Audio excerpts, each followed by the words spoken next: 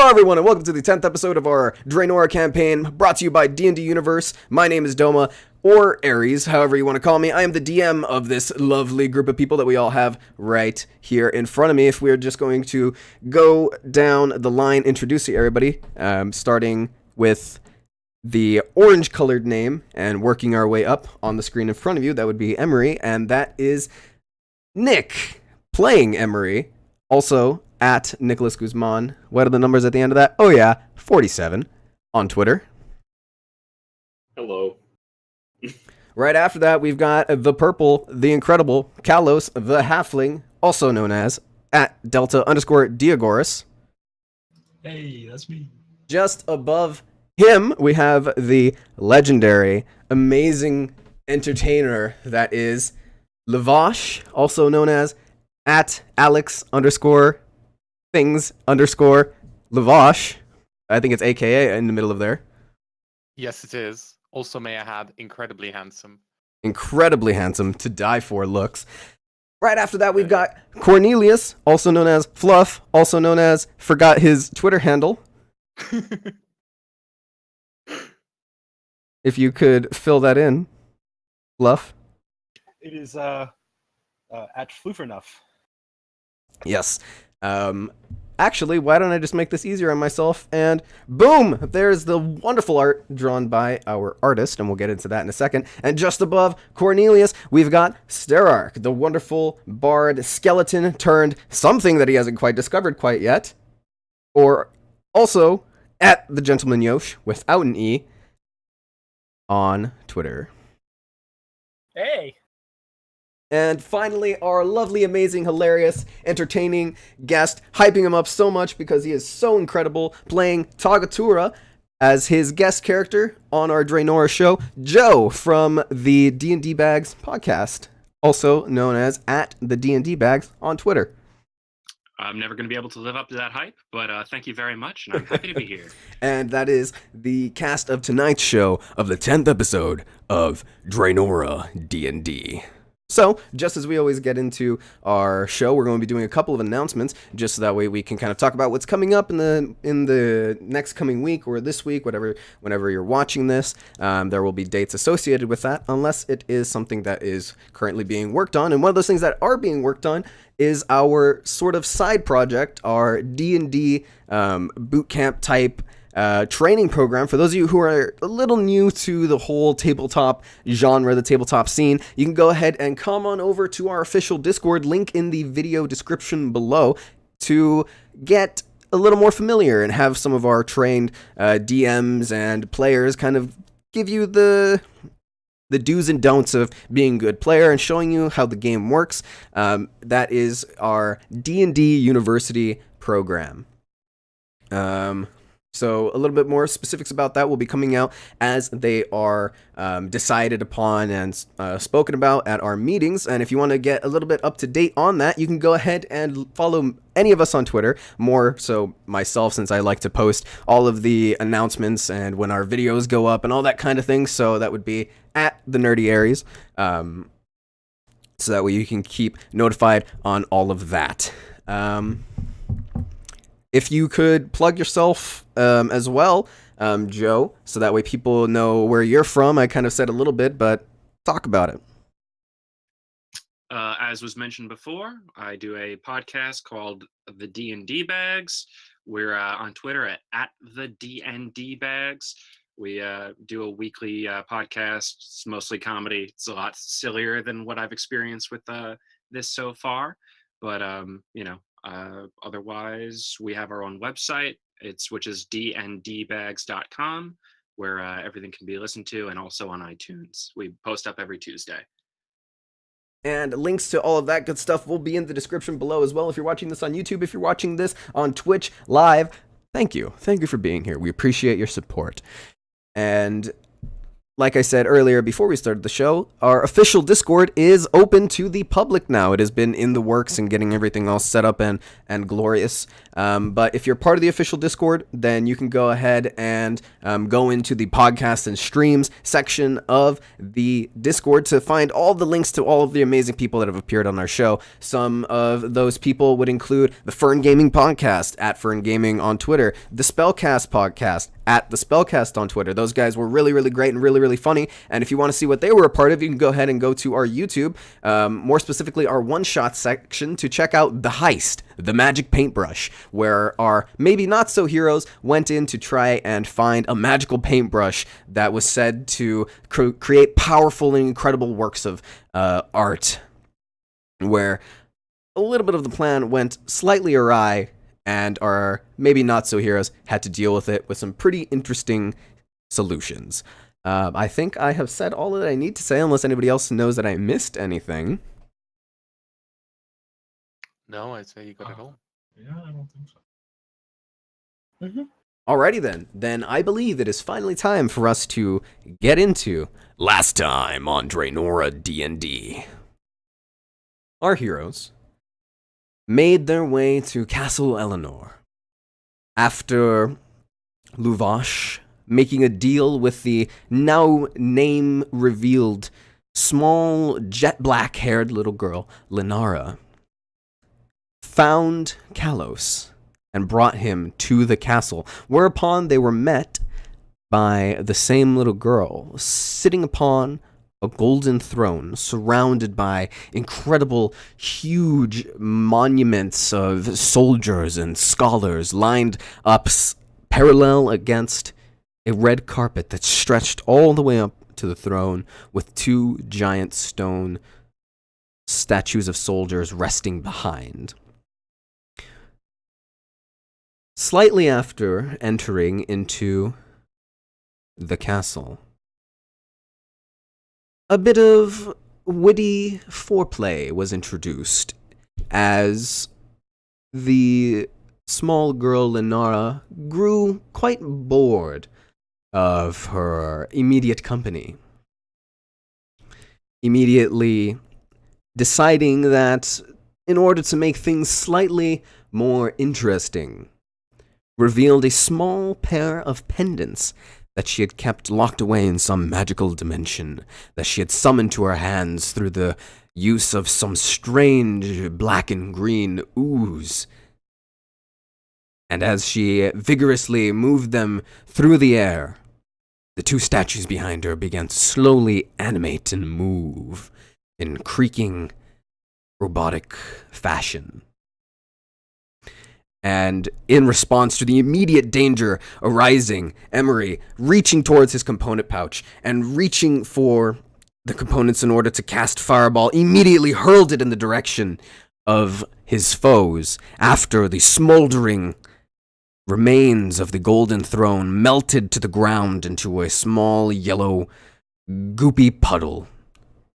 Lenara had vanished, and combat ensued. These giant hulking stone monuments began to move, not so quickly, but more skillfully, as both of them contained some sort of magic sealed within themselves, casting a spell known as Hunger of Hadar, creating these huge, dark spheres enveloping the battlefield, with whispers being heard throughout the entire chamber.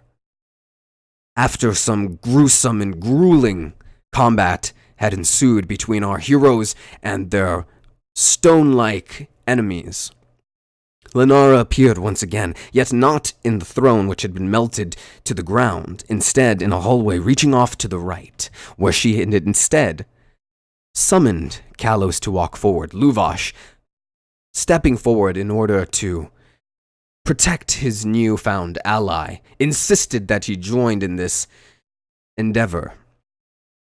While Lenara had tried to cast some sort of hold spell to keep him from coming along, shrugging off the spell's effect, continued forward, where they disappeared in a sort of misty flash.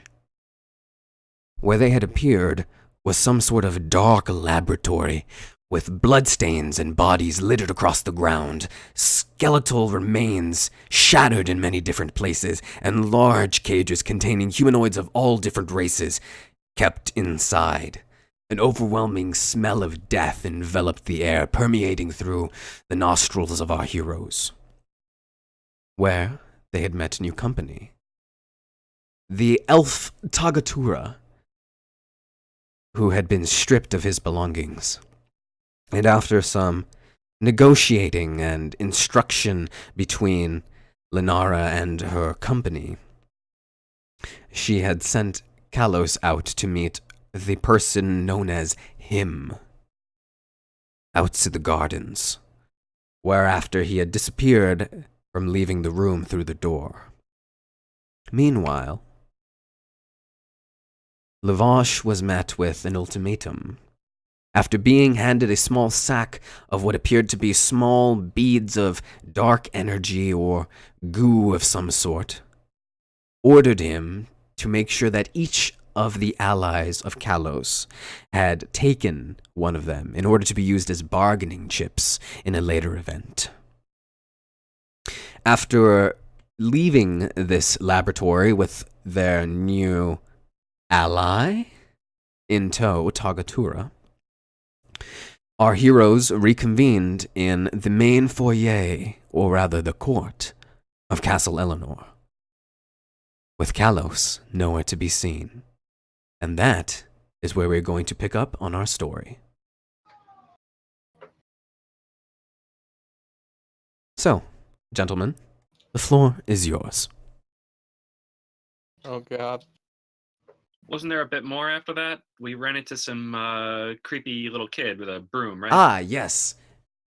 Just to backtrack a little bit, the heroes had moved towards the right hallway in the direction that Luvash and Kalos had disappeared originally, where they were met with a small child that made a rather high-pitched screeching noise rather than speaking any sort of language, where many other similar, if not exact, copies of the same boy came around the corner.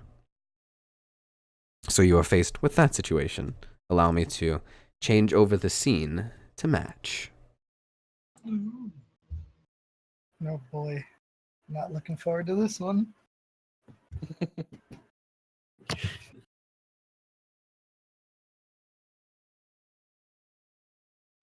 So I feel like the kid who reminds the teacher that there's homework.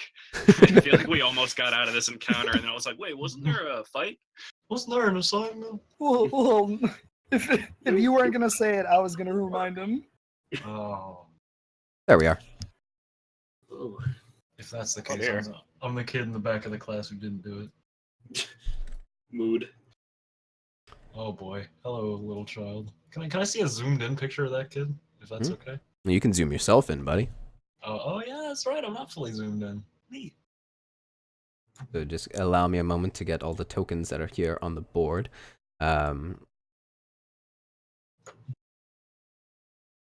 Looks like a fine, upstanding child. I see nothing wrong. Well, clearly he's not sitting. He could be sitting on the floor. All right, and then the other ones are towards the end of the hallway, where it turns to the left, coming around the corner as we speak.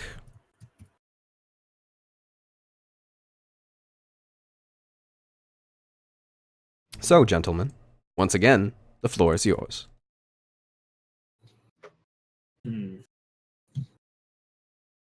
If they're running at us, should we roll for initiative right now, or? I think there was just a child there when we walked into the hall. They were slowly coming around the corner, in somewhat response to this high-pitched screech. Child, bring us to your masters. The child looks up at you in its sort of dirty, ragged clothing and says nothing. Meanwhile, the other three stop at the end of the hallway and seemingly in simultaneous fashion begin to raise their right arm upwards and then point in the direction of the group. How many are there?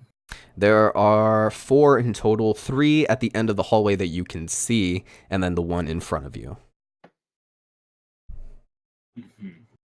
Do they all look the same? Well, actually make an investigation check. Okay, let's go ahead and see if they all look the same. Please tell me they don't look the same, please. Please.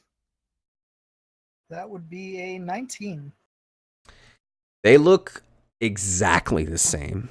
Every single freckle, every single wrinkle, every single dimple, that being both of them, is exactly the same, placed exactly the same, and they all move in synchronized patterns. It's the attack of the clones! Before we get ambushed here, seemingly, are there any like torches on the walls that maybe I could grab off as a potential weapon in case this gets messy? Make a perception check.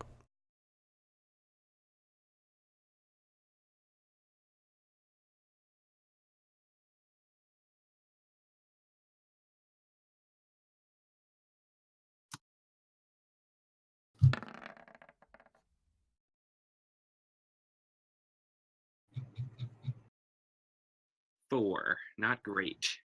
So it's slightly strange, the way that this area is illuminated, but upon closer inspection, as you're looking around for some sort of sconce to lift a torch off of, rather you look up at the ceiling and you see large chandeliers hanging from what appears to be nothing, seemingly floating in the space above, which is about 40 or so feet upwards. These small luminous crystals arranged in rather interesting patterns illuminate the area around you from above. Damn. Hmm.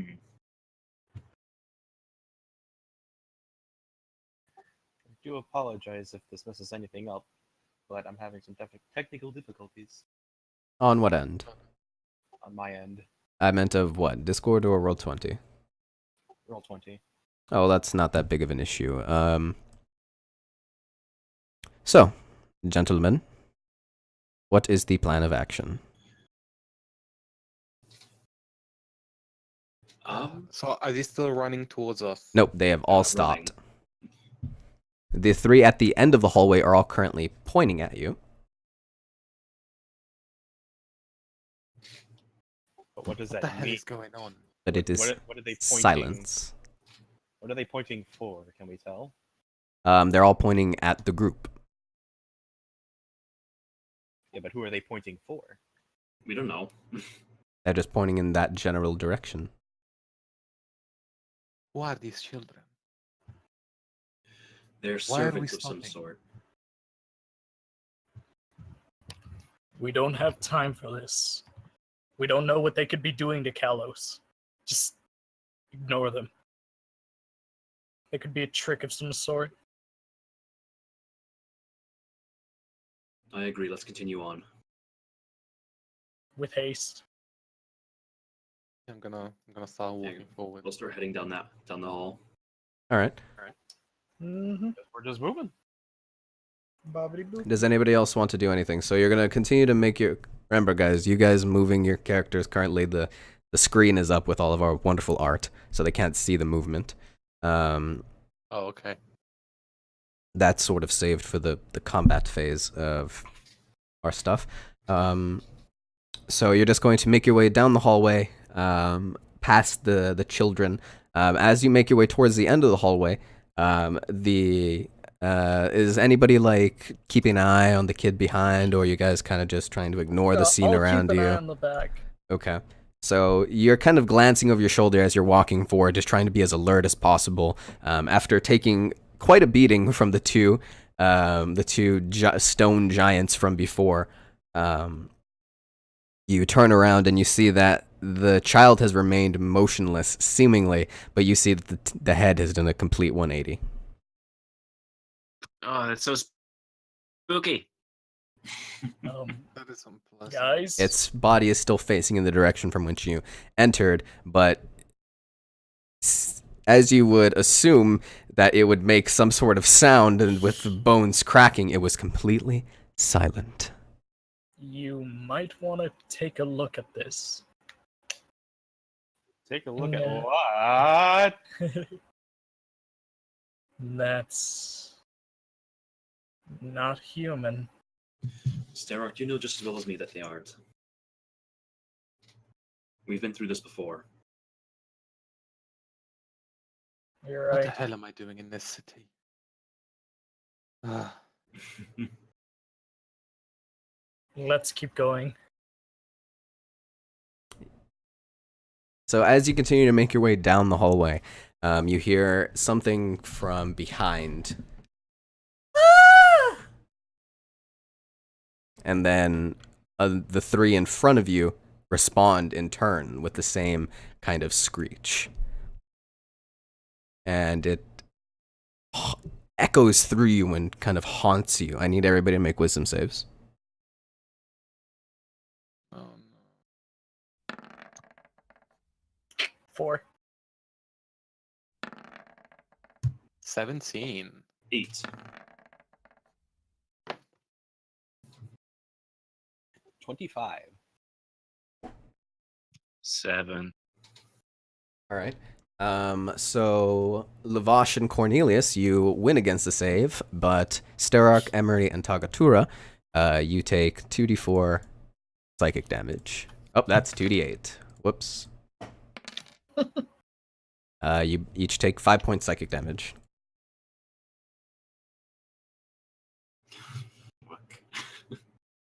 I am currently down to 19 HP. Nice. So, do you continue to just try and make your way forward? You're coming up to the children in front at the end of the hallway. It's a minor headache, but we'll trudge on. I'm hurting. After all that we fought, a minor headache is the least of your concerns. All right. So, I'm going to need whoever is in the front to make athletics checks to try and shove these children out of the way as they are blocking the path, standing shoulder to shoulder. I think Starrock would probably be in front since he's like the... So, that was another way of asking, what is the marching order? I'm dead center. The buff dudes in front. So you and me, Cornelius? Sounds about right. All right. I'll go ahead and try and push these kids out of our way then. I mean, Tagatura's got some muscle on him. Technically, yes. I think I'm going to stay a little bit towards the back on this one, actually. In case things get bad, I might need to grab the broom out of the main one's hand so I have some kind of weapon. To be fair, you did just get rescued from hell. Yeah, pretty much. And now we're Fair. taking you back. Yeah, so I'm sitting dead center. All right. So then I'm going to need Starrock and Cornelius to make athletics checks. Push the gates open. That's a 19. That's a 7. All right. So they're children. Not very difficult to move. So you kind of move one up against the wall, but as you do, its body doesn't shift from its forward-facing position, but its arm tracks you and its head tracks you. And Starrock, you're kind of trying to push the other one to the side to make way for the party, but its feet are like glued to the floor, and you don't know what sort of sorcery this is that it can't be moved. And then Cornelius kind of just pushes it with one hand away with his palm, and you continue to make your way down. And you make your way to the left, and you are met with a long hallway that opens up into a sort of circular area at the end of it with two large doors that are led to by the red carpet.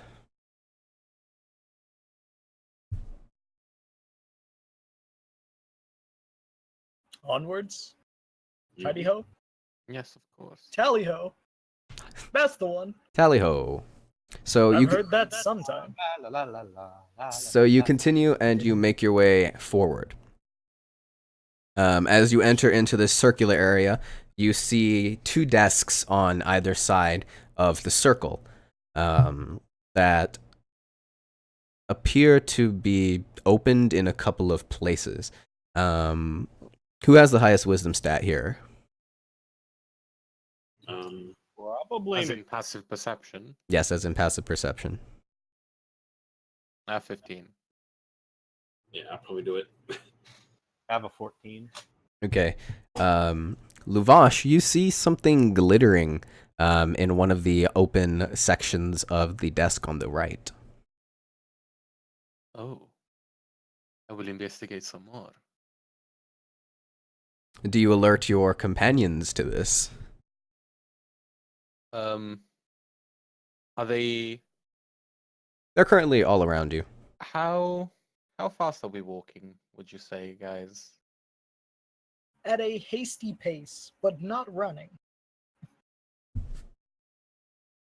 With reason. We're Speed walking walk. with reason. Yeah. Wait one moment. I think I may have found something. I'm gonna go and search. Okay, make an investigation check. Ooh, I'm not... Actually, I am. Ooh, 22. Baby. As you draw closer and closer to it, you see that this desk contains a small little amount of golden coins in sort of the central opening drawer. And just a little bit past that, you see some teeth. That's unpleasant. Kind of attached to the roof of the drawer. Sort of obscured by some of the darker parts of the shadows, but you just barely see it right as your hand begins to reach for the gold. That's Now, a trap. Alex knows what this is. And apparently so does Nick. I know all too well. Would I have heard of anything like this? Like, would Luvash have heard of anything? Make an intelligence check. Just a straight intelligence check. Yep. 18. I mean, you've seen some pretty weird stuff and creepy and horrific things in this castle already. So you're unsure as to whether this is some sort of trick or creature that you have heard about during your passing travels and have actually experienced a version of during your travels from the east. Some sort of creature that can change its form to match that of common objects. Though you aren't quite sure if this is what that creature is, or if it's some sort of strange, horrific jest or prank being pulled by some of the darker minded individuals in this establishment. I am slowly and very silently gonna go back to the group. Guys, I think I may have found something. There is some... I think there is some sort of creature there. I know it's weird to imagine, but it wouldn't be the weirdest thing that we've seen today. So everybody's looking over at the desk, right? To kind of check it out. Yep. All right. There are these creatures that can turn into inanimate objects, and I believe that desk may be one of them. Now, I know that we may not be in the best shape for a fight, but personally, I wouldn't really like to get ambushed by that creature. If we do end up fighting something else. Of course, It would be for the best. deal with it while we're able to. Now, I'm not completely sure. I'm guessing it may be one of those creatures. Well, only one way to find out. You're absolutely right. I'm gonna draw my bow and I'm gonna point an arrow at the desk. Hey, Emery, remember what you did to that throne? Can you do it again to that desk? I'd rather not. It's a desk.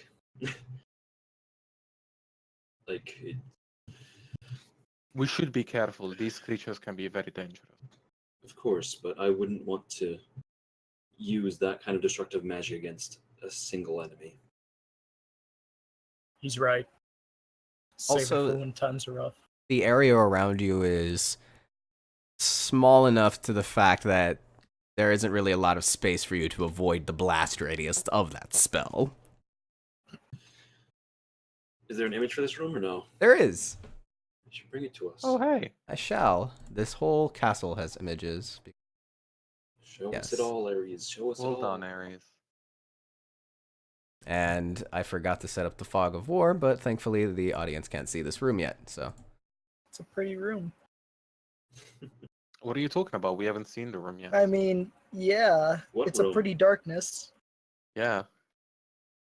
Hello, darkness, my old pal. My old So- compatriot. Comrade. So which one is the... You are currently looking at the one on the right. Okay, I'm going to walk back to the carpet. Okay. I'm going to throw my knife at it. Okay, make a ranged attack. As soon as I was holding my arrow, and as soon as I see someone else attack, I'm also gonna throw my arrow. Okay, both of you make attacks. That's plus dex. With advantage? No, plus because it's strength. Plus not proficiency. moving? Nah, just make the attack. 22. Alright. 25. Both of those hit. Go ahead and throw damage. I mean, it's sitting still. Oops. So it's 11. 10.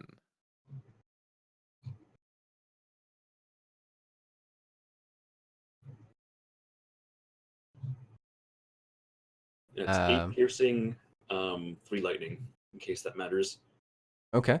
So you throw your incredibly magical dagger at it, and as soon as it makes contact, it seems to phase through the desk and disappear into it, as well as your arrow striking simultaneously and meeting the same fate. Initiatives.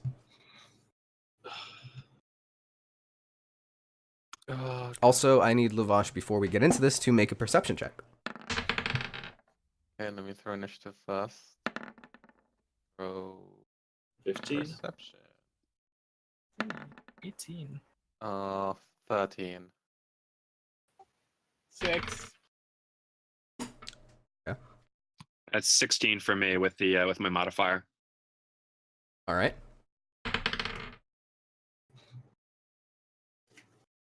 So, let's see. I'm going to decide who gets hit by the surprise attack with a d4. Wait, I should throw a d6 because there's 5 of you. Mm-hmm. You can actually throw die that are not even real on roll 20. You should throw a d6 to see if it hits Kalos. So 5th would be 5th in the initiative order, which would be Cornelius. Hello. Oh, thank God. So this is against you, my friend. So this Bye, has guys. advantage plus. All right, so that is going to be 21 against AC. That hits. Yes, and then 1d8 plus numbers, taking 11 points of piercing damage. And what you feel is some sort of, sorry, not piercing, acid. Apologies. Oh. You feel some sort of globules hit you in the back of in the square of your back. And it begins to sizzle and burn into you. As you turn around to find the source of this, you see that you see some sort of long, sloshing tongue coming out of the exposed and open drawer, sort of quickly retracting back into the drawer as the drawer slams shut. Oh, it's behind us!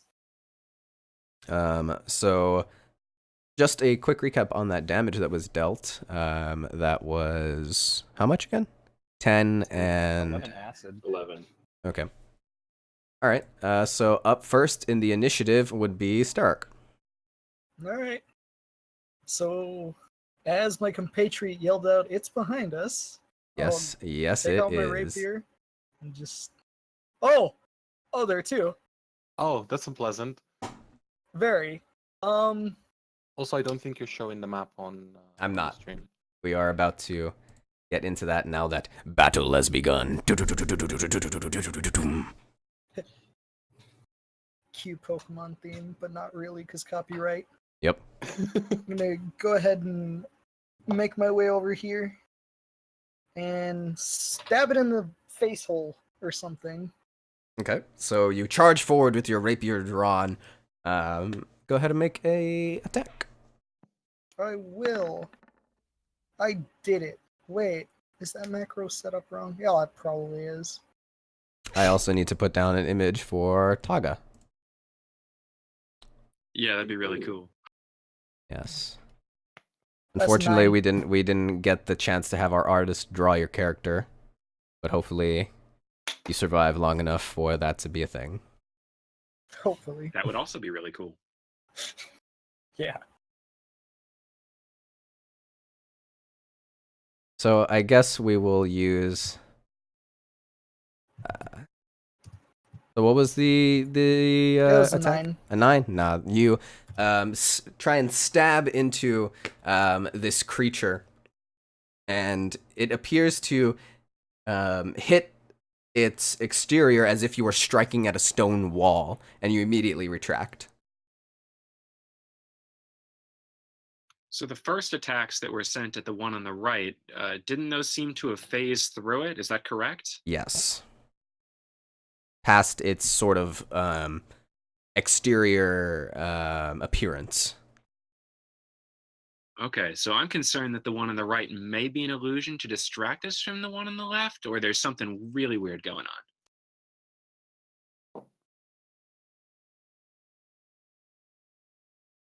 But it's D&D, so there's always something weird going on. We'll go ahead and Yeah. use this That as is your placeholder. A little bit of a reference. Oh, look. When there's something strange. Neighborhood. All right, up next in the initiative order is actually the creature that is in front of Sterak. I threw really high for both of these guys.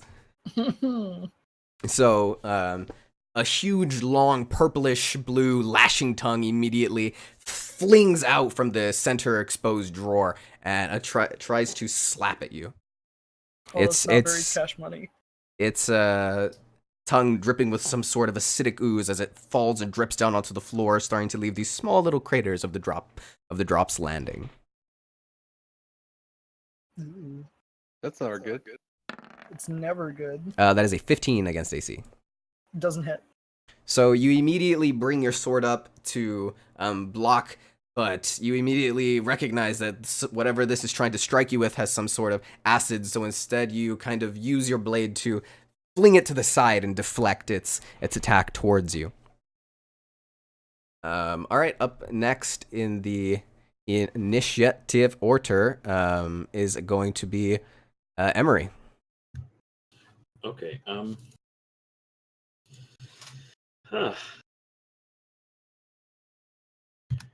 Let's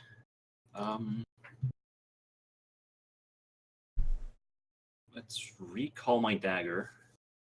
So you pull your hand upwards and you speak some sort of arcane word under your breath, and you don't know why you put your hand up because it appears in its sheath. Okay, well, I'm going to throw the dagger at the one to the left. All right, go ahead and make a ranged attack.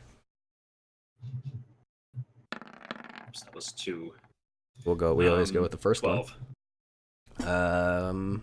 12 does not hit. Damn.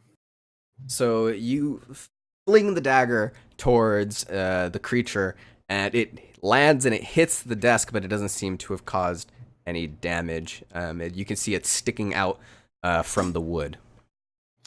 Okay, then I'm gonna step back a bit. All right. And that's it. I'm sorry, which one did you attack? The one The on the last left. one. But The one that licked me. The Oh one no. that spat something at you. It goop shotted. All right. Up next in the order is Other chest. Taga. Can you remind me of your initiative again? What's your initiative bonus? My bonus is +3, so I think I had 16 for initiative. Yes. So you should have already gone. So go ahead.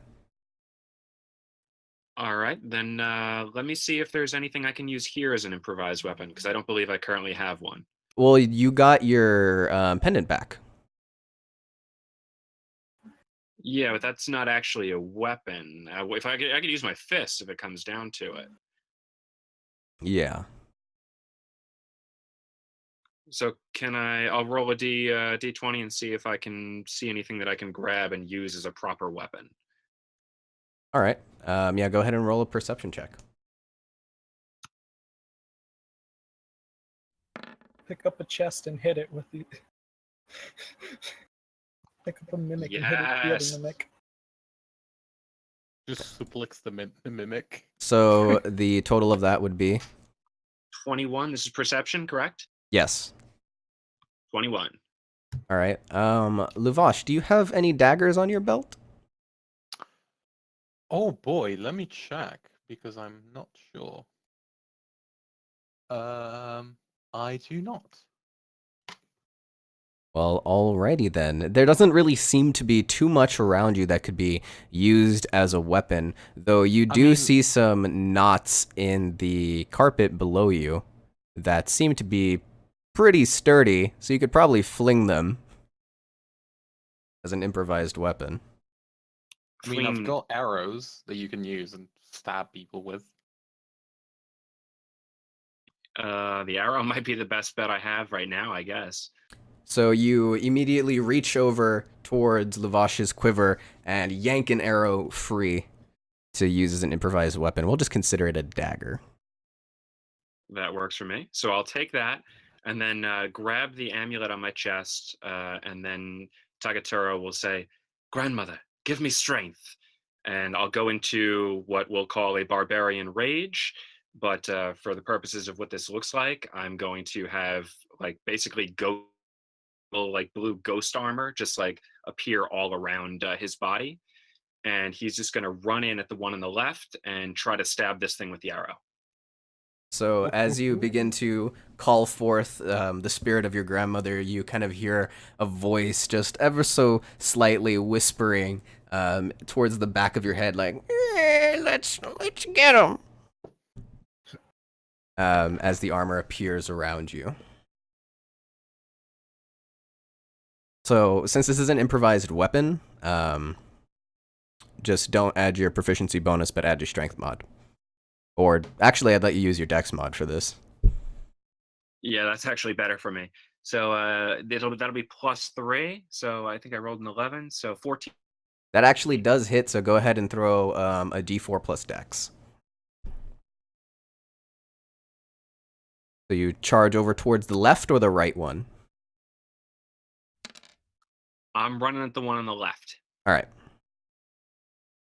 So 2 + 3 is 5. So you bring the arrow down into it, and it collides with the desk with a resounding, and you yank it free, and you see some sort of damage, but this sort of brownish ooze begins to bubble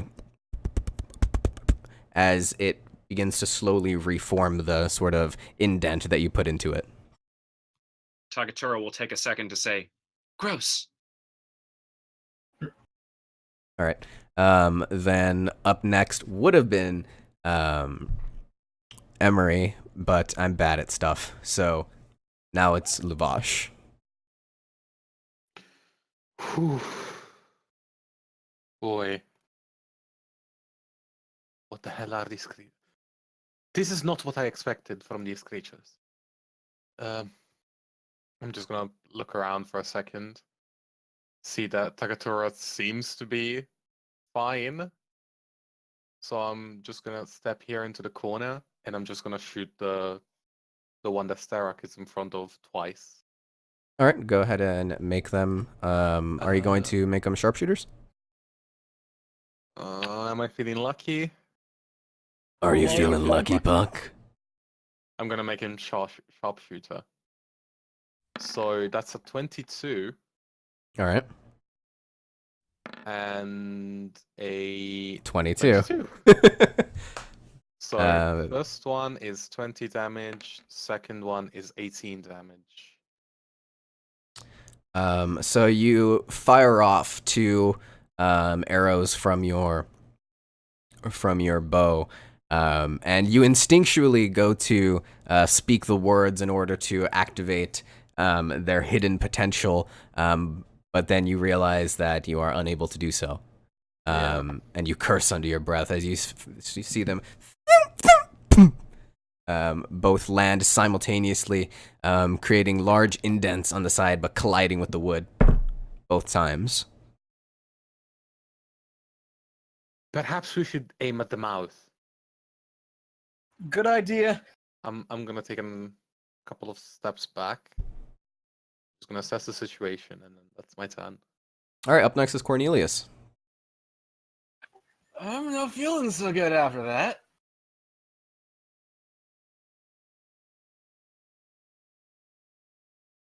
So what is your plan of action? I'm actually going to take a little step back and ask Emery if I could have some of my healing for myself. Now, I guess hold action? All right. Hold action to do what?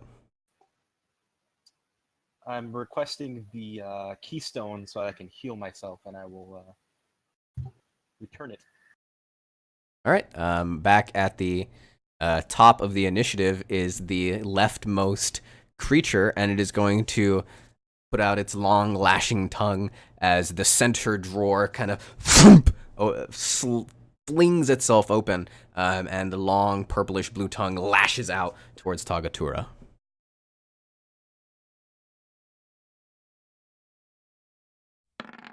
That is a 9 to AC, which I don't believe hits. No, so I'm looking pretty healthy. I'm gonna like my ghost armor probably blocks that.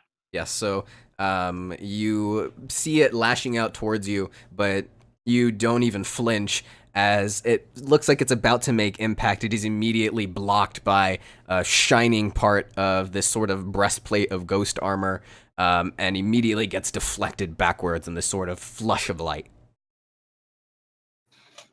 And then up next is Starak, I believe.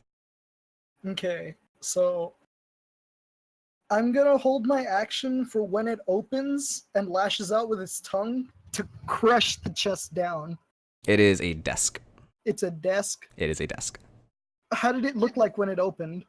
The drawer just swung open. When the drawer swings open, I'm gonna kick it in shut, Okay. like to cut the tongue. So I'm gonna hold my action to try and do that. All right, I'm going to ask you to make an athletics check because it goes right after you. Okay. Ooh. Natural 20. Oh. That natural 20 broke my roll 20. I rolled a 20. You've destroyed the DM. We're free. Guys, run! Actually, if the DM dies, then we all die. Oh no! That is how this works. We're all just Disintegration meme. we're all just familiars. What if we Or- lobotomize the DM? Well, then we'll all die because he doesn't have the brain capacity to keep us up. But he's still alive. We'll just There wander. is no debate on this. We'll wander the endless plains of his mind. All right. Gentlemen, it's been an honor serving with you. All right, as I continue to do this, so the natural 20. First of all, okay. Second, second of all, you immediately ready yourself, like bringing your foot upwards and like holding it there in the sort of like, you know how at the end of Karate Kid, how he's like standing on one foot type thing with the arms up. You're Crane yeah kick. yeah the crane kick. You're standing there just waiting, and then as soon as you see that tongue begin to rise upwards, you immediately kick the drawer back in as it thump outwards, and the tongue gets caught just, and it just falls down to the ground as this purplish black blood begins to spew out of the chest. Out of the drawer of this desk, and you begin to see it, some sort of brownish film of this bubbling liquid surrounding the desk, beginning to slowly kind of bubble and pop into this mist as it dissipates, because it took a lot of damage from that. What's your strength mod? It's a 4. Okay. Or not so much damage. It wasn't looking too healthy after Barrage of arrows. after those arrows. How'd you And like I- them arrows? I'm gonna I don't like 'em. triumphantly yell out. Go for the tongue. And I would rather not. it looks like a normal desk. You know, once you remove the tongue and all. All right. So up next is going to be Tagatura. All right, having heard that brilliant advice, I think I'm going to hold my action and try to do the same thing. Go for the tongue. All right. So you immediately position yourself, sort of mimicking the crane kick, and you begin to wait as you have realized the true secret to defeating these creatures is to kick them. All right. So then up next would be Emery. I'm just gonna throw a firebolt at it. Your ally has requested the keystone. I'm throwing the firebolt first. Okay. 16. 16 hits.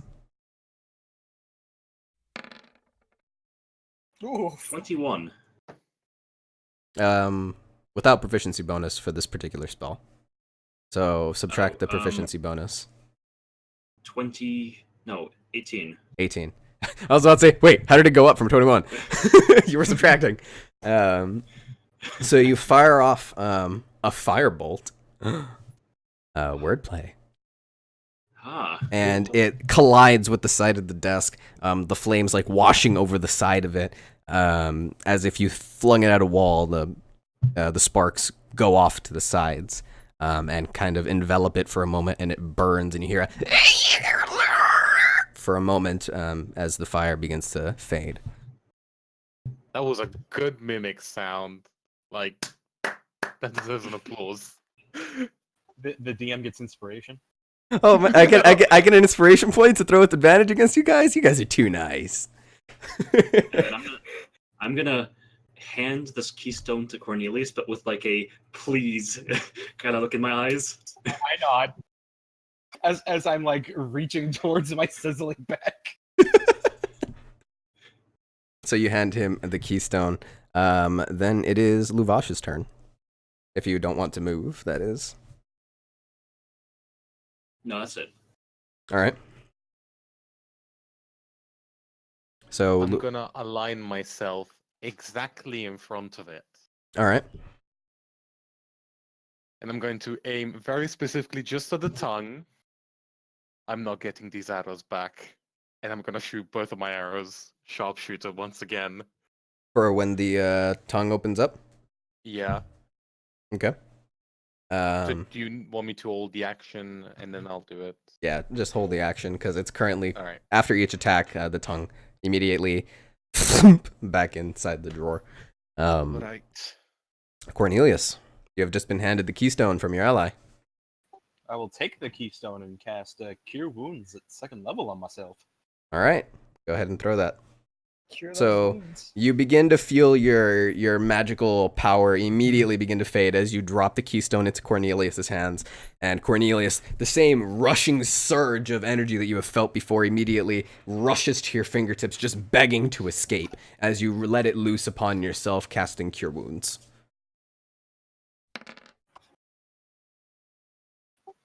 And as I heal that, I will extend the keystone out towards Summary again.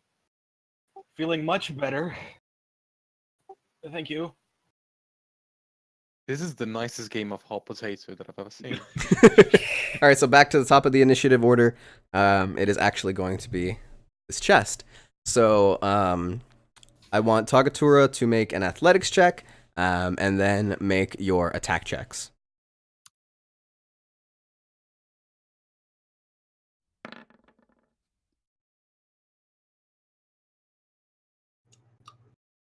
That is unfortunate.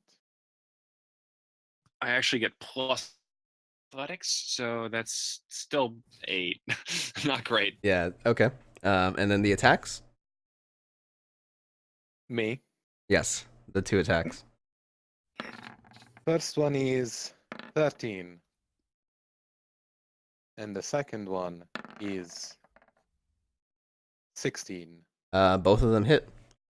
Oh, great. I thought they were both gonna miss. So 16 damage and 18 damage.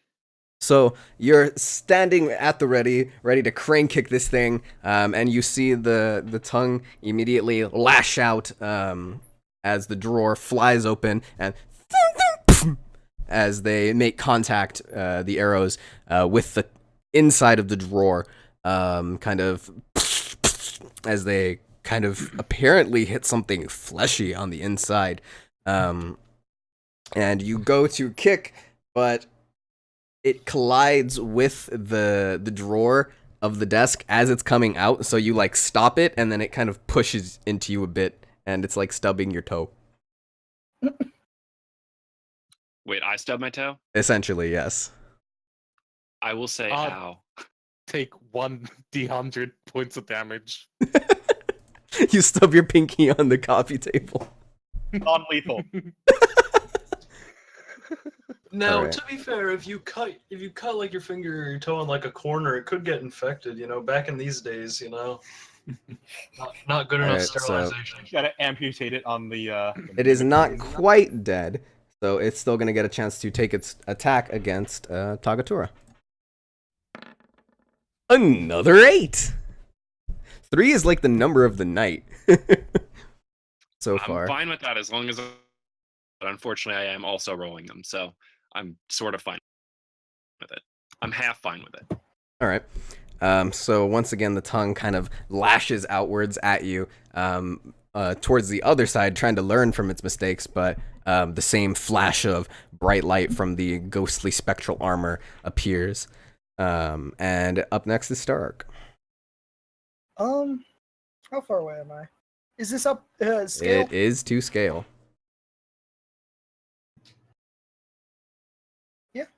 I can make that. Da da da da da da da da. All right. I'm going to stabby boy him. Give him that 1-2 good old stab. 22. That hits. Go ahead and throw damage. Eat pant. 8 damage. All right. So you are met with the same as it collides with the wood, and it doesn't seem to have done too much. I'm gonna kind of just frown like. All right. I am sort of just giggling to myself. Taga. Actually, yes, Taga. All right, let's go for another attack. Go ahead. Stab it with that arrow.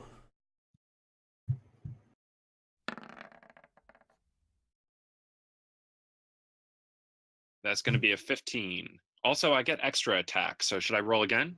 Yes. The first one hits, by the way. That one does not. Oh no. That one hits, but not the target. Not the target. So go ahead and throw damage for both of them.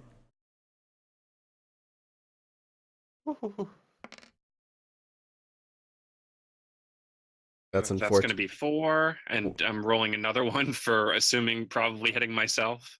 Not yourself. Not quite. Rolls 1 for the enemy. Rolls 4 for the ally. That's going to be a 5. So the first one, you bring it down on top of the desk, and you're met with the same thunk. So you bring it back. Getting slightly annoyed with this, you bring it down harder, but this time it was at an angle, and it shatters and snaps, and with the force of the momentum, it flies directly into the flank of Sterark, I'm so sorry. kind of ricocheting off as if a bullet hitting metal in some sort of fantasy land. My leg. My leg. My arrow! Not your arrow. Yeah. Better give it back to me. It is broken and useless now. Oh, Yay. All right, Emery, you're up next. Okay, I'm gonna take back the stone. All right. Oh, that's it's so difficult. And let's throw another firebolt at him. The surge of magic rushing through your body like a wave of ecstasy. Please don't hit Starrock. It would have been so funny. 24. Yeah, 24. that's gonna hit. Everyone's twice. saying way too many. 17. Subtracting. Yeah, you already subtracted it. I see that.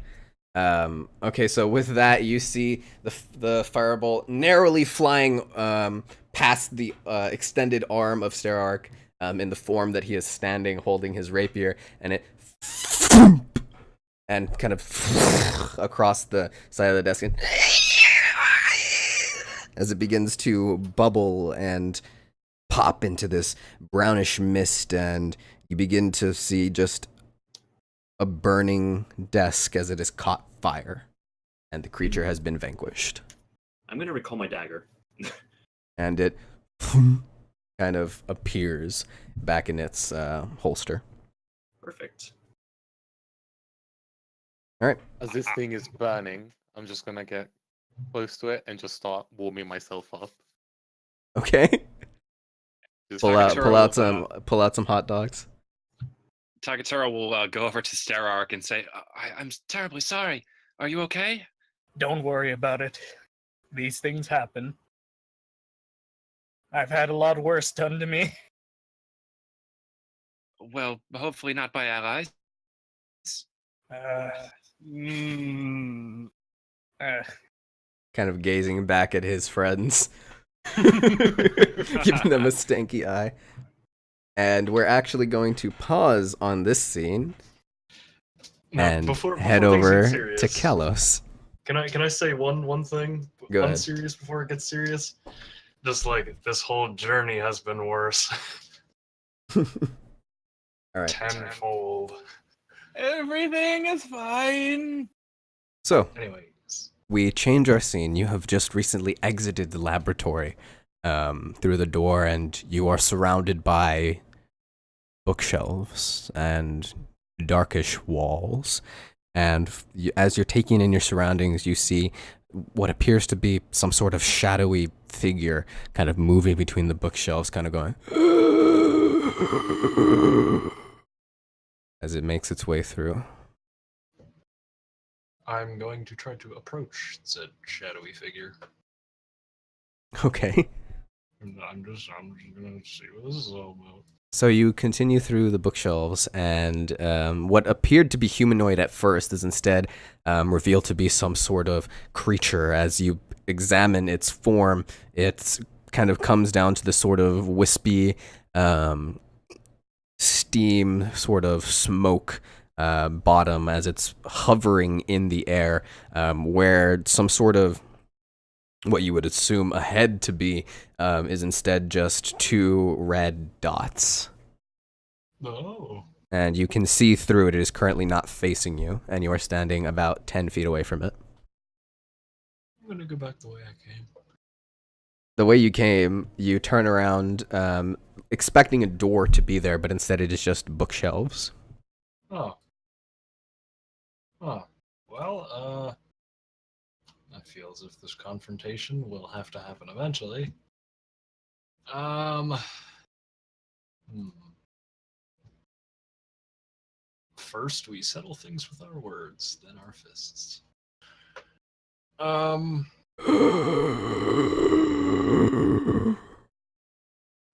As it continues to float, sort of in the general direction that it was already headed.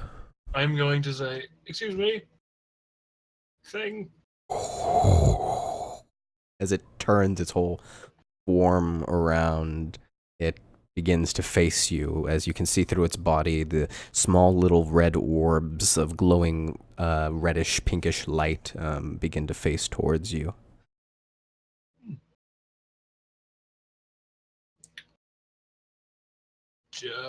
Dad, do you know how to get out of here, this room?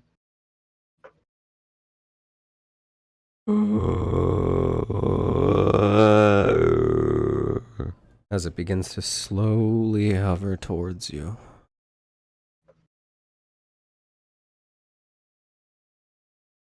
I'm gonna step back and to the side to see if it adjusts its course back towards me. It's making its way towards you. Oh, okay.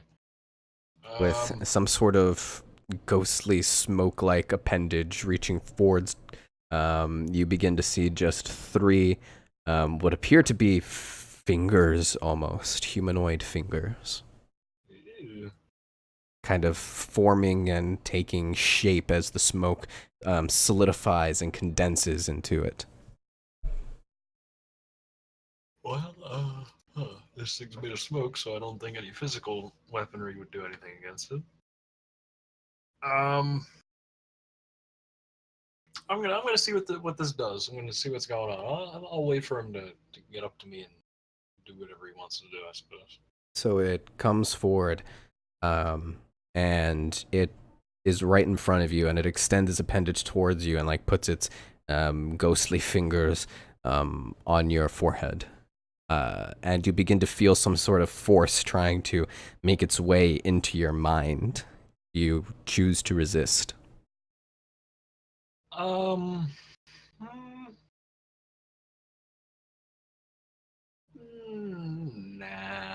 I have no choice but to do what this thing wants. So as it reaches towards you, just hear.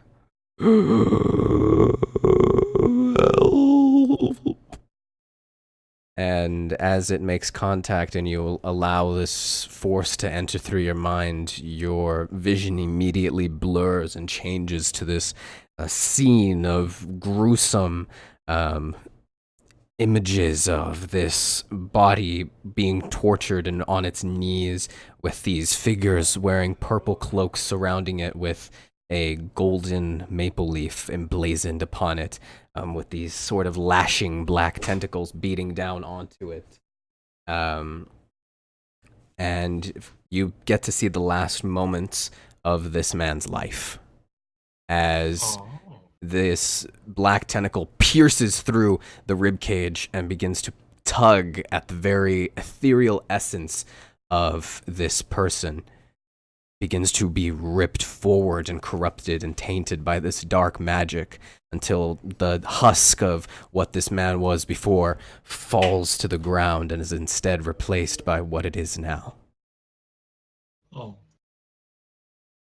And then your vision is pulled back as you realize that this creature has phased past you and continued back down the bookshelves space. Cool. That's a pretty neat guy. All right.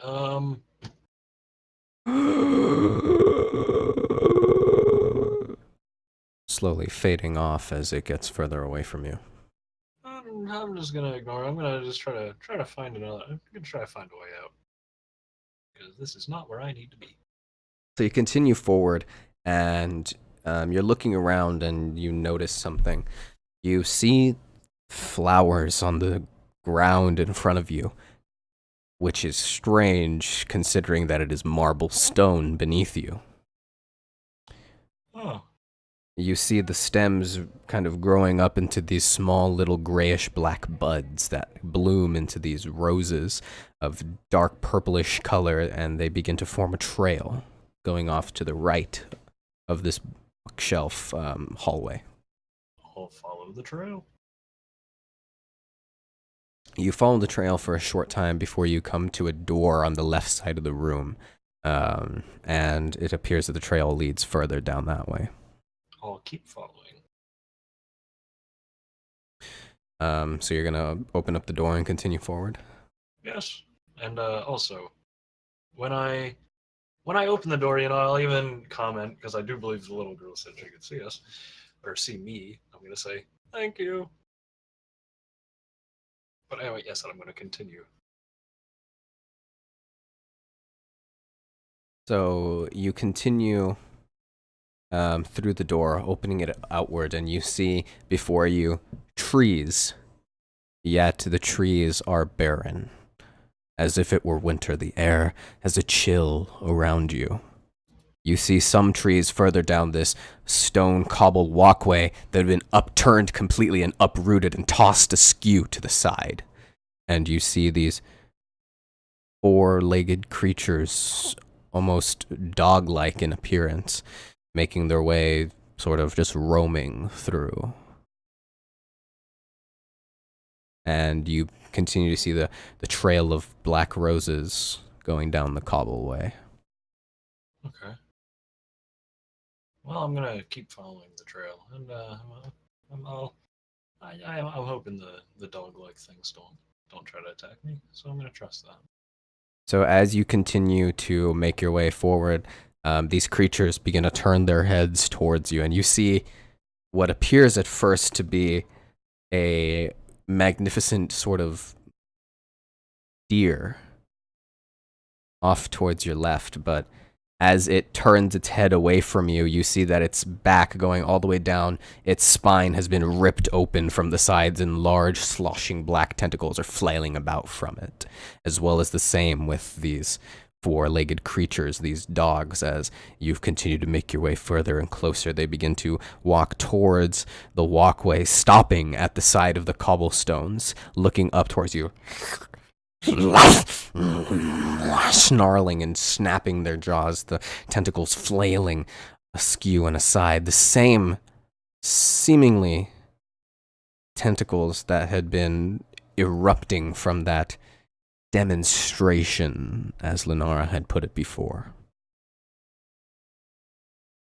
So does the trail keep going? The trail does continue, though it continues to a wall of trees that, as you approach, seem to move to the side, almost consuming the trees nearby. And you see a large circular pool of water. Oh. The pool of water is completely still, and there's this sort of open space in this area.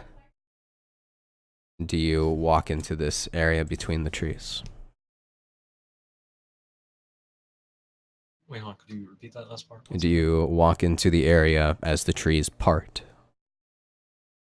Yeah, I'm gonna walk in. So you begin to walk forward into this open sort of space. It appears to be boxed in by thick walls of trees. And as you approach this pool, it seems to be completely still, undisturbed. What do you do?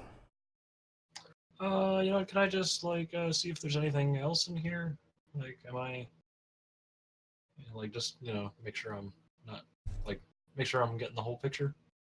Make a perception check. Okay.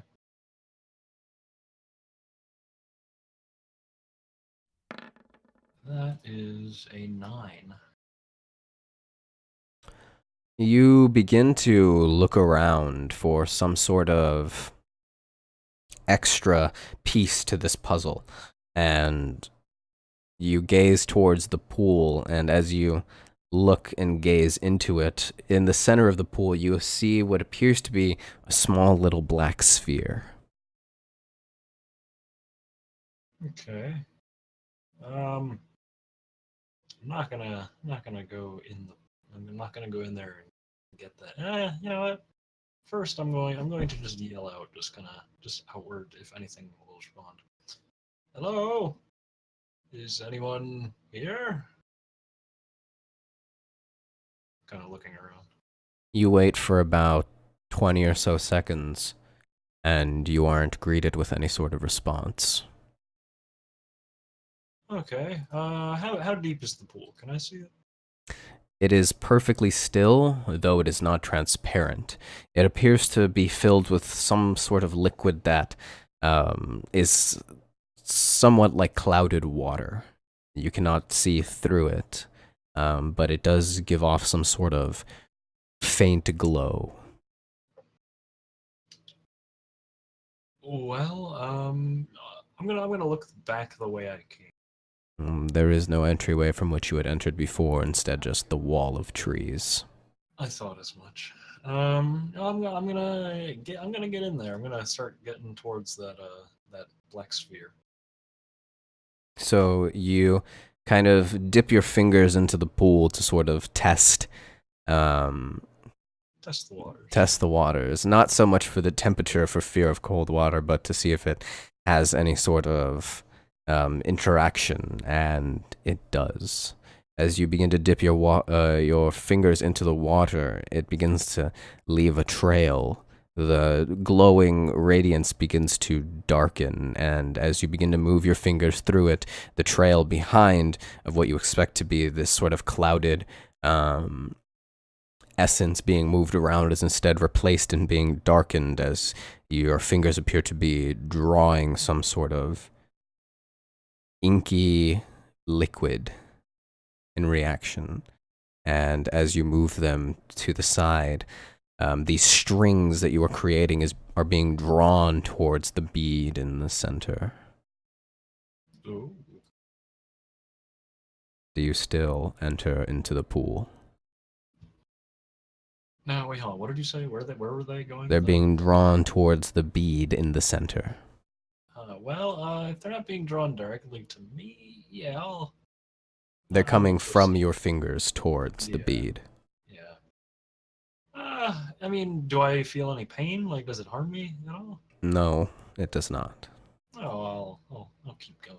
Though you do notice something, and that is no matter how you move the waters, the pool remains still. Hmm.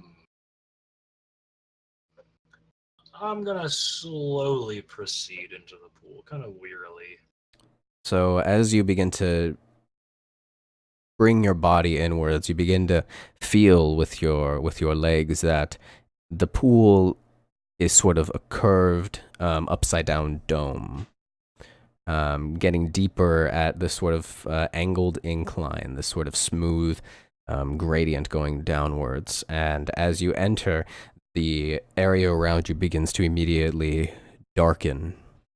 And the more of your body that you bring inwards, you begin to stand until it is about waist high, and you just begin to emit this field of inky darkness that begins to envelop the pool slowly, transitioning as if the moon was being enveloped by its different phases, from a full moon to a new one until it is completely darkened.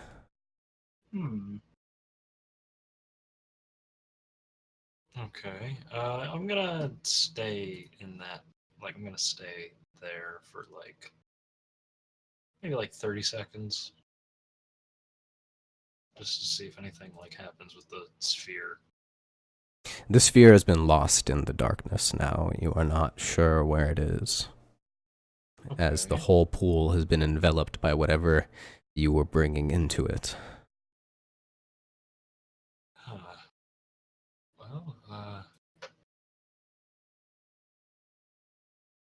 You know what? I'm going to, as risky and stupid as this sounds, I'm going to try to go completely under because I want to see. Because this is weird. So you're going to stay where you are, but bring your body underneath to try and gaze underneath. Yes. So you begin to lower yourself further into the water, and you bring your head underneath and you try and open your eyes, but as you open them, it's as if you did not. It is completely dark, save for two little white dots slightly ahead of you. Oh, okay. Cool, cool. As you whisper under your breath, reassuring yourself, cool, cool. Cool, cool. Now, okay, so, and this feels like completely normal water. It is actually slightly chilled. No. It is not room temperature. Okay. I'm gonna try to take my head above the water. Your head is met with a solid surface. All right. Well, if I can't go up, then I'm gonna go down. So I'm gonna walk farther into the. So you begin to sort of swim forward towards it, and you're not met with any sort of resistance. There is no current.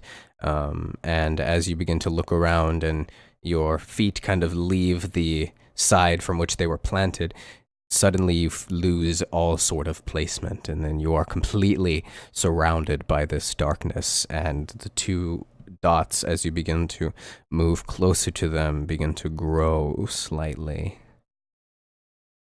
And the air or water, you can't tell quite where you are anymore, begins to feel colder and colder. Okay. And you Well, begin to hear something just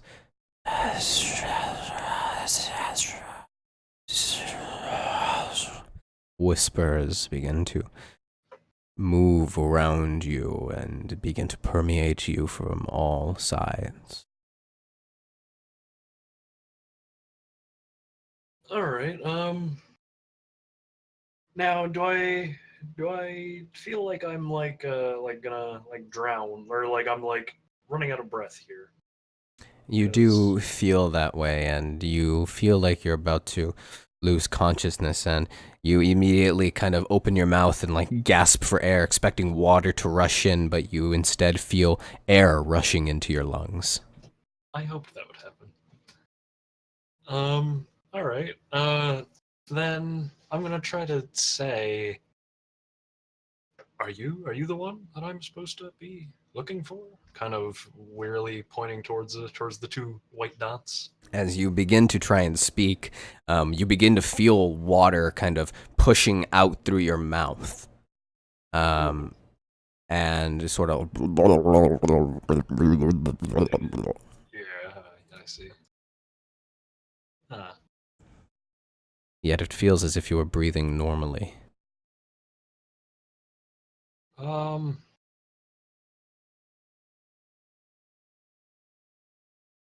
I'm gonna close my mouth then, because I'd rather not spill out this fluid, because I don't know how much is gonna come out.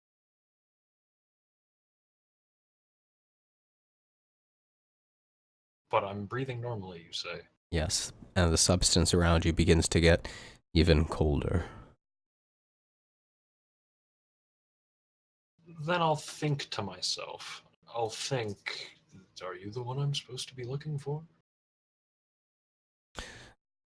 You are strangely reminded of something. You feel some sort of memory scratching the inside of your skull, as if someone was running their fingers just delicately along your scalp. Slowly. Hello, Kalos. A voice begins to ring around you. You can't quite pinpoint the direction from which it's coming from. It seems to just exist and ring out sourcelessly. Okay. Also, for all intents and purposes, when I say I'm going to say something for this little bit, I am going to be thinking this. I'm not going to be saying it out loud. because I got a reaction from that.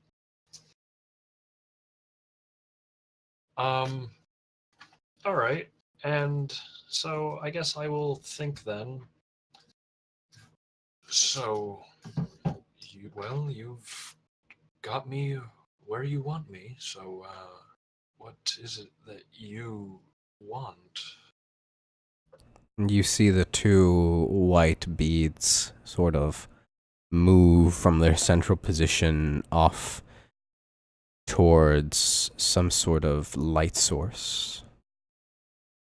And you see a rather dapper looking gentleman sitting in an armchair. And you appear to be floating above this scene.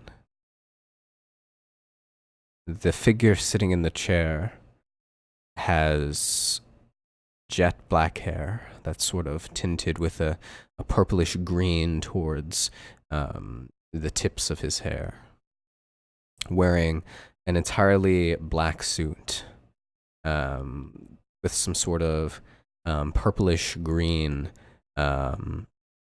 accents throughout it, and a sort of handkerchief delicately placed in the breast pocket, displaying some sort of purplish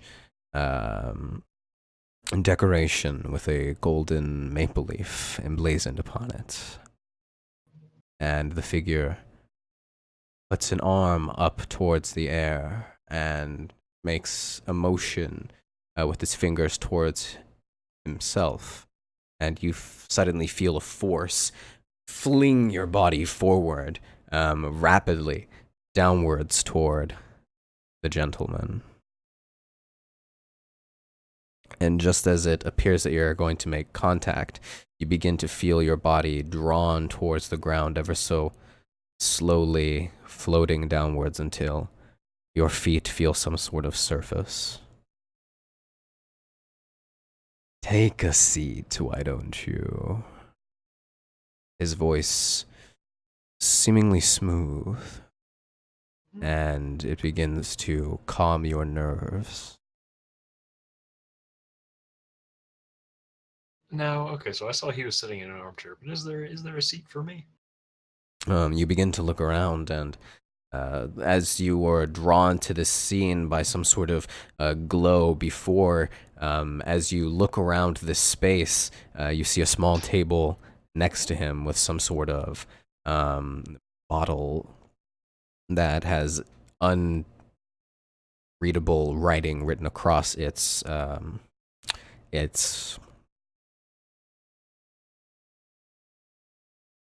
the word escapes me. Label. There we go. No. Okay. And a room begins to form itself out of the shadows around you, just ever so slowly. Yet as your vision moves from one side to the other, you begin to see the shadows of this space begin to consume what you are no longer looking at. In this sort of gradient dissolve method.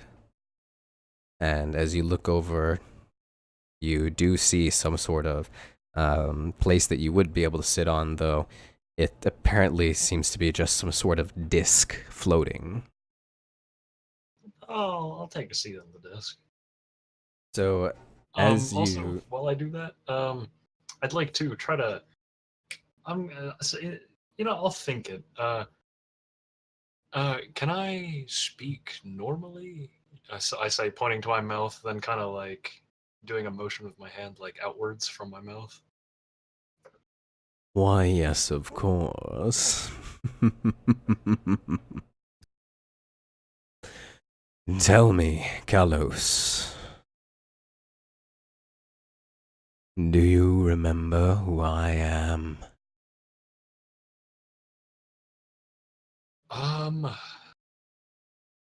Make a Not wisdom quite. saving throw.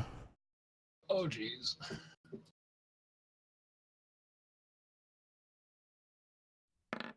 That is a 5. For a moment, as he is chuckling to himself, you see a sort of darkish tinted glass chalice appear in his hand, and as he does so, you see two dark protruding antlers flash for a moment in your vision as you realize who this is, and the memory that was scratching at your brain moments ago rushes forward, and suddenly all of the horrific scenes that you had been tormented in your nightmares and unconscious state rush forward, and you fight off the urge to black out from the sudden rush of knowledge and information. Make another wisdom save. Okay. Actually, you get advantage on this because this would fear you. Yay! Bravery. My advantage is 12. All right. So you are technically feared. Okay. But at the same time, you feel this conflicting pull towards you as you feel like there's nothing to be afraid of, even though you have realized who this person is, what they are capable of, and what they have shown you. With that in mind, after that whole thing, You are breathing heavily, you are sweating profusely in this sort of cold sweat, as if some sort of wave of illness has taken over you as the fear grips your heart. I'm gonna point out to my head and I'm gonna say, "Oh, so you're that guy. You're that one." It seems that you do remember me then.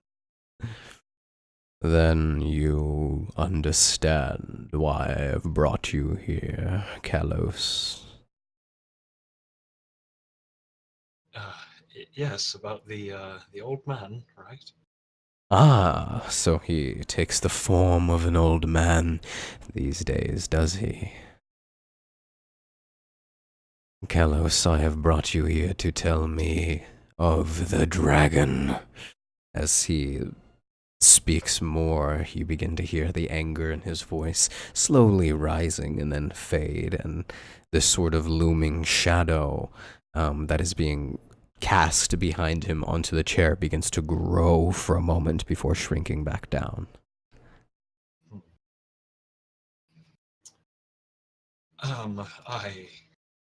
Yes, what, might I ask, why do you need to know where he is? He begins to bring his hand that is holding the black chalice up, and as he does so, the disc that you're sitting on slowly begins to rise. And as he begins to swirl around the darkish liquid within, the disc begins to slowly rotate through the air before he brings it back down.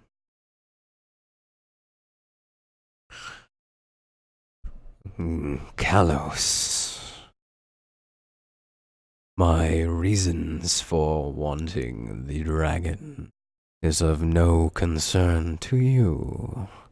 Simply give me the information that I desire, and you will not meet the same fate as those behind you. I'm going to remember what I saw back in the whole lab thing, and I'm gonna say, yeah, I know what can happen.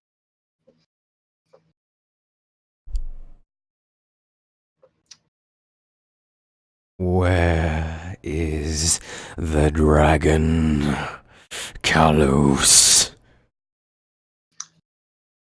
Well, I mean, what do you already know? Do you know anything about where he is already? Because I don't want to waste your time by telling you things you already know. Something strange strikes you about this man. He appears to be human in physical form, yet his eyes contain no pupil, no iris. Where there should be white is instead just a dark film.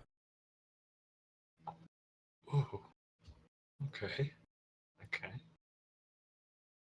And he slowly rises from his seat and stands and begins to make his way forward towards you. You will tell me everything I want to know, and you will start from the beginning. And as he reaches out towards you, he places his hand just ever so delicately beneath your chin. Okay.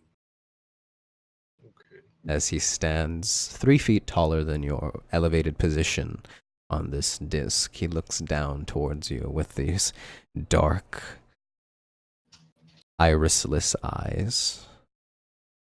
Okay.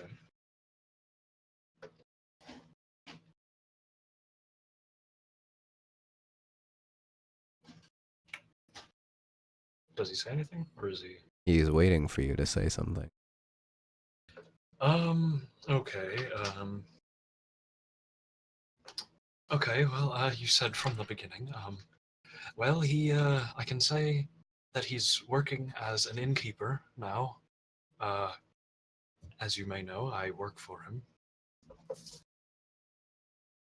As And you begin to speak, you feel these strange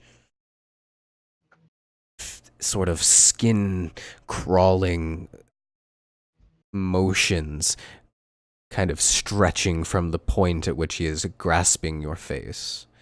Kind of from his fingers, you begin to see these darkish tendrils reaching down from your neck and up towards your face, these 4 tendrils beginning to wrap around you, and it makes your skin crawl as if there's some sort of invasive creature crawling just beneath the surface of the skin.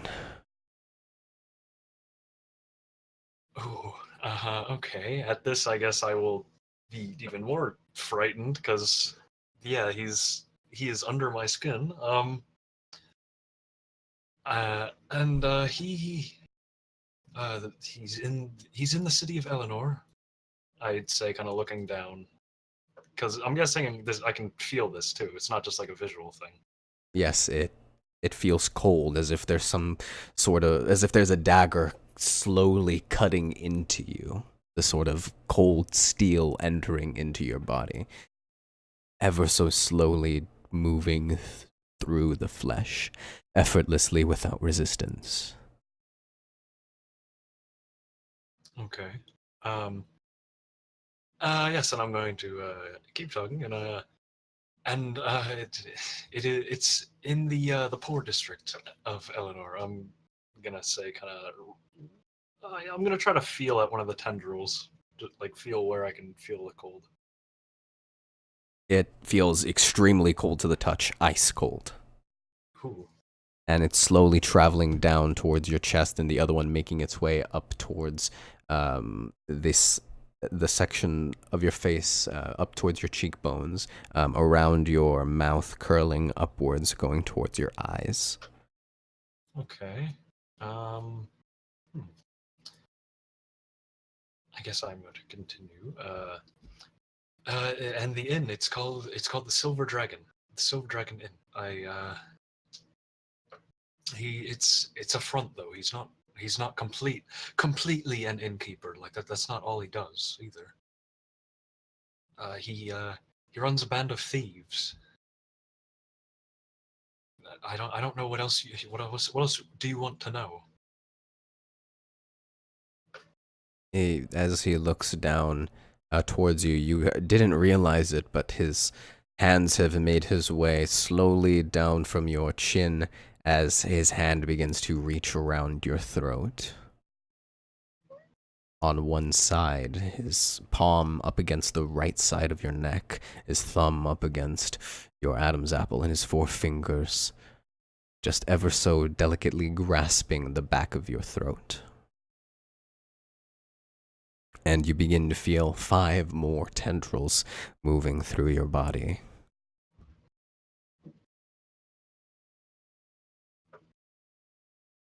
Kalos, you've done so well to bring me this information. So many before you have tried and failed. And as he says this, he reaches out with his other hand and gestures out towards his right. And you see this figure hanging with its arms on either side, its head tilted downwards in the air. And you see Buck Wild floating in the air.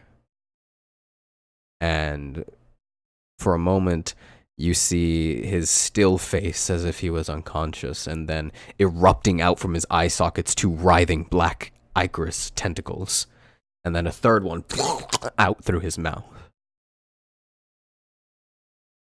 Oh. And then behind him, you see hundreds of others in the same position,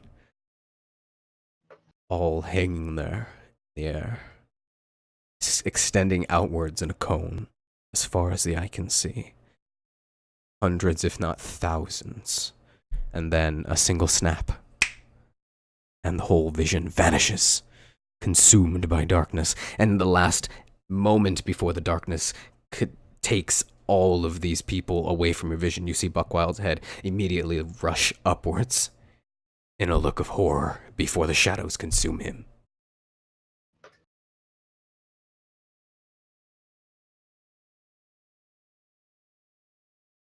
The gentleman begins to pull his hand away from your throat, and with him, you begin to see these tendrils of darkness begin to move towards him as if strings attached to his fingertips, and you begin to feel what was crawling underneath your skin suddenly being pulled outwards from your neck, from your chin, until it all is released. He turns his back to you.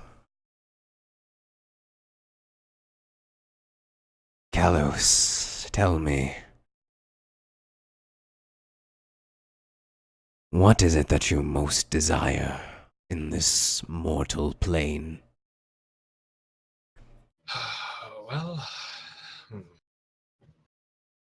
I suppose up until now it's been riches, I guess. I've lived my life a thief. And for a moment, there is still silence, and he snaps his fingers once again. And a scene appears in front of you. The disc that you are sitting on kind of moves to his side, and you see this still image of the silver dragon. And you see Cornelius in the corner having an arm wrestle with Buck Wild. Everybody else enjoying a round of food and drink being served by Pops as you're standing there with a sort of serving tray in your arm. All of your friends sitting around the bar and a couple of other patrons in there as well, all enjoying themselves. And he looks down to you as you are at his right, and he says,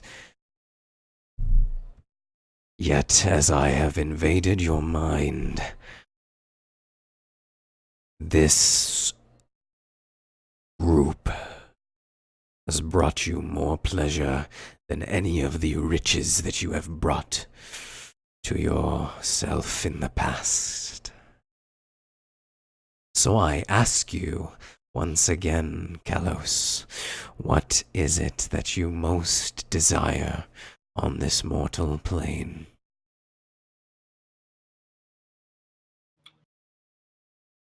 Well, if it's not to be riches, then I suppose it would have to be. This might sound a tad strange. It would have to be strength and companionship, because I've been alone my whole life, and now that I'm a part of this group here, it's very satisfying. It's like another family, or a family, I say, kind of trailing off.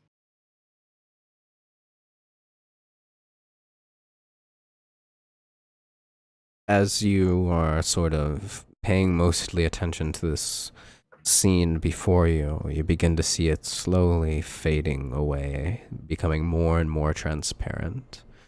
and the disc turns until you are, and it turns and it rises until you are face to face with this gentleman. Kalos.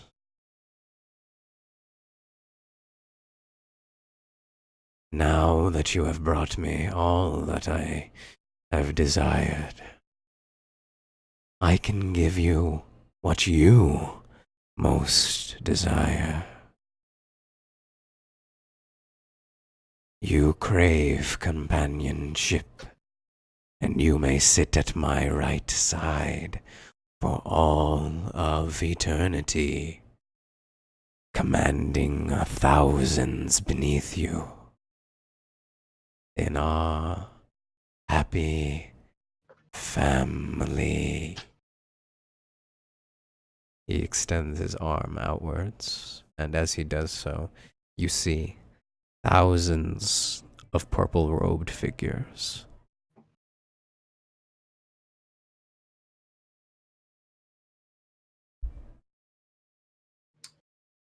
Okay. Mm. Looking around, I'm gonna say now, if I say yes, what will happen to the others? What use would we have for them?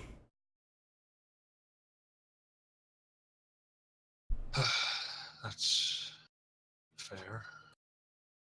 If you desire to keep them, they may be yours.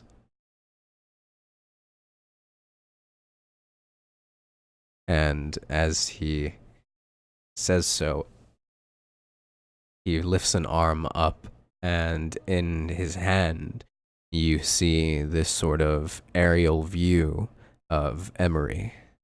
And for a moment, his body grows transparent, and you look through his skin and his clothing, and you see a small little dark bead slowly growing.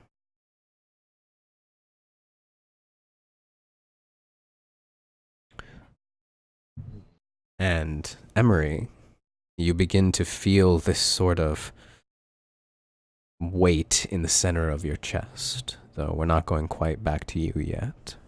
Mm-hmm.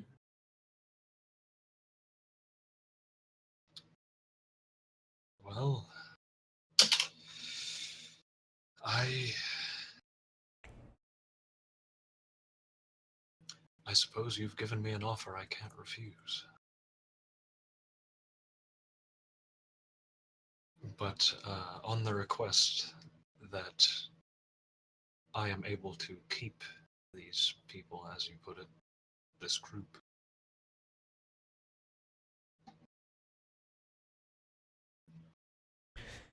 And that's where we're going to take our break. That is the end of part 1 of episode 10 of our Draenora series. We will see you in part 2.